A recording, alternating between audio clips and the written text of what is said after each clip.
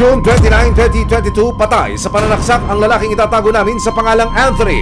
Ang kinakasama niyang si Divina, nakaligtas ng makiusap sa mga lalaking nanloob at dumakip daw sa kanila. Bigla na lang may pumasok sa bahay. Nagulat ako na may nakatutok na sa kanyang baril. Nasa yung isang lalaki ay umakyat na kinuha na yung mga papeles po namin sa loob ng cabinet. Pagbaba ko doon sa store, nakita ko na po yung partner ko na may tape sa mukha. Pagkababa ay piniringan na rin si Divina at isinakay na sila sa sasakyan. Nakakot na ako. Sobra ng ko na naibulong ko doon sa partner ko na patayin tayo. Sa halip na sa presinto dalhin, sa isang masukal na lugar daw sila ay binaba ng mga lalaking nakatago ang mukha. Yung ninig ko, yung nilahat. Nakiusap ako na huwag kami patayin. Sinaksak na siya. Hanggang sa nakiusap ako sa kanila na dapat ko nila ang buhayin. Kasi may mga anak ako. Dinala ako kasi nakay na kami sa sasakyan. Nang magbaba ng mask ang mga suspect sa sasakyan, namukaan daw ni Divina si Joshua, hindi na tunay na pangalan, ang kasulukuyang partner noon ng dating asawa ni Anthony. Hanggang sabi po sa akin na, sige, huwag ka magsusumbong. Hanggang sa naibaba nila ako doon sa gas station. Dumiretso na raw si Divina sa pulis para humingi ng tulong. Dito na raw sila nagkita ng anak ni Anthony na si Irene at sabay na silang nagpunta sa crime scene. Nakaposes po siya, tapos duguan po yung leeg niya.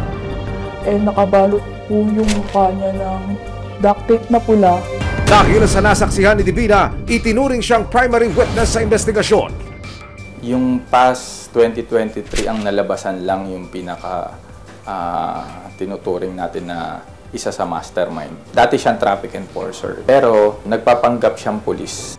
Nang mahuli ang unang dalawang suspect, dito na raw nila isiniwalat na ang mastermind sa pagpatay kay Anthony ay walang iba kundi ang asawa ng biktima na si Jean. Based sa information natin, nabayaran naman sila. February 25, 2024 sa bisa ng warrant of arrest. Isang operasyon ang isinagawa ng Criminal Investigation and Detection Group, Rizal Provincial Field Unit, para madakip ang mastermind, aka ang ilaw ng tahanan na si Jean. Tol, yung subject na punta na dyan, nakapag... Ito na. Salo ko natin. Baba. Bilis ka, Ben.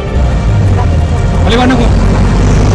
Binabang ko kayo ng warrant of arrest ng Morong Rizal, Branch 78, na may kasong kidnapping with homicide. Kayo po may karapatang manimig kung magsawalang ibo. Matagumpay nilang nadakip si Jean. Sa panayam ng resibo sa kanya, wala raw siyang alam sa mga nangyari at sinisisi pa ang kanyang anak. Isang pagbibintang lang yun sa mga anak ko kasi may personal silang interest sa akin. Pero hindi pa natatapos dito ang pagpapanagot sa mga dumakip at pumatay kay Anthony dahil kasama sa mga may warrant of arrest ang isa pang suspect na si Ralph. Sa ikinasang surveillance ng mga pulis, aba si Ralph mukhang paghala-gala lang. Nang makumpirma ang lokasyon ni Ralph kasama ang resibo, nagplano ulit ang CIDG Rizal PFU ng pag-aresto sa suspect. Matagumpay kayang mahuhuli ng mga otoridad si Ralph. February 13, kasama ang resibo, dinungo ng mga otoridad ng isang palengke. Dito raw naglalagi ang pang-apat sa anim na suspect na si Ralph. So tayo ay nakapwesto ilang metro ang layo mula doon sa target area. Nagpasya si Major Kahipe na dito tayo pumarada kasama yung arresting team. Cited na yung subject pero may inaantay pang mga palatandaan ang CIDG. Palagay mo, Major, hindi kaya pumalagyan o... Tinitrip natin na pwede siyang lumaban at may baril din siya kasi nga siya yung mismong pumatay ang sinasabi niya ng mga kasama niya. Maya-maya pa, tumimbre na ang mga asset na it's go time! Baba! Makikialam ha? Makikialam. Nakakalang! Nakakalang!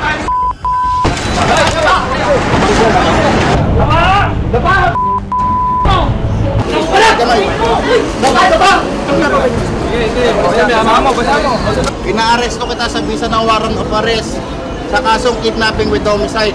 May karapatan kang manahimik kung magsawalang ibok.